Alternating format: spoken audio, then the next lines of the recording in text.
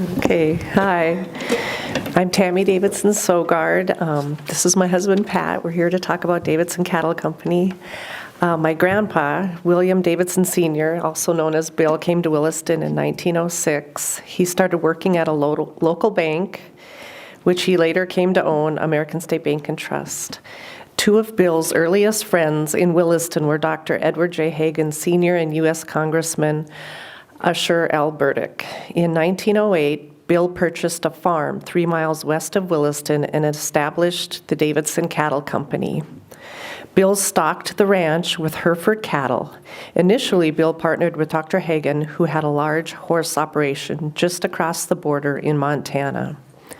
As time passed, Bill grew his ranch by acquiring land in McKenzie County. In addition, Bill ran cattle with Anders Madsen and Charles Howitt on the Fort Berthold Indian Reservation. In 1939, Bill purchased the Howitt Ranch and cattle located in McKenzie County. In 1940, Bill purchased the cattle that Madsen ran on the reservation. All totaled, Bill owned about 10,000 acres in southern Williams County and northern McKenzie County. In addition, Bill participated in the big lease covering about 110,000 acres on the reservation, under which it ran cattle with Madsen, Howitt, Angus Kennedy, Vic Christensen, W.B. Croft, and Bill Connolly. In an article written by Congressman Usher Burdick, he noted that the drought and depression of the early 1930s just about put the cattle business out of existence in the Williston area. Since it did not rain for years, the grass just about disappeared and nothing green could be seen except the trees along the Missouri River.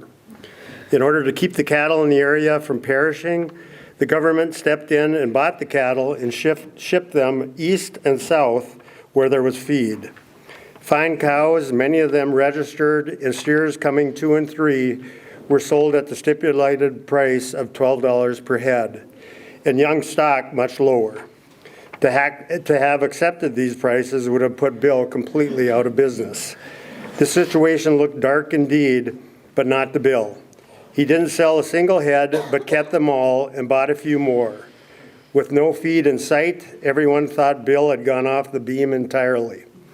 But what he did was order several carloads of cottonseed meal and turned the cattle out in the willows and brush along the Missouri, fed them a limited amount of cottonseed meal, and brought the whole outfit through to grass with nothing more than the normal winter loss. As soon as spring came, the rains came, and the Dust Bowl turned into grass.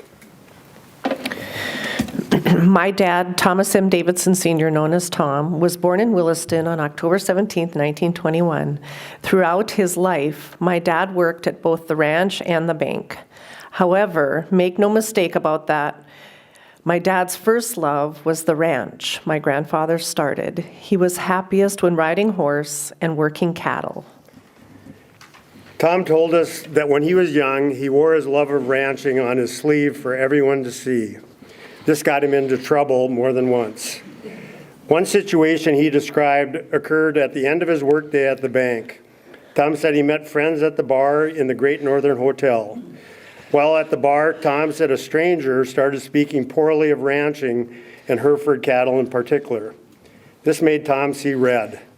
Tom said he confronted the stranger and ended up chasing him down the sidewalk of the street outside the hotel.